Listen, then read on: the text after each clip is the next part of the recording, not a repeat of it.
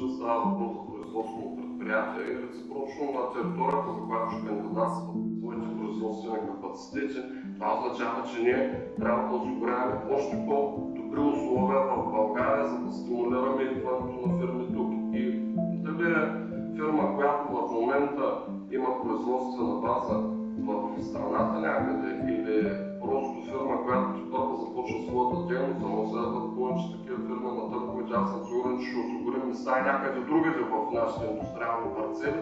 Мисля, че всички сме единни в мнението. Тук и доктор Георгиев, господин Маринчев, и госпожа Дианова, господин Желев, смятам, че всички сме на мнението, че трябва тези фирми, създавайки работни места, тук да им създадем възможности в нашия град. Дори на цената на това да се направят нови търгове с нови места, където може да се разгледат тези възможности. Нека да се стане бързо и новата зона, която е пред мен родник, защото всяка такава фирма 15, 20, 50, 100 работни места, 700, това са стъпки напред. И бездействената конкуренция с другите градове, европейските такива, все пак това са работни места за бургазлии. Така че хубаво, че се уточниха тези детайли и подробности. Аз смятам, че това е полезно и нека пожелаем успех на ръководството на индустриална зона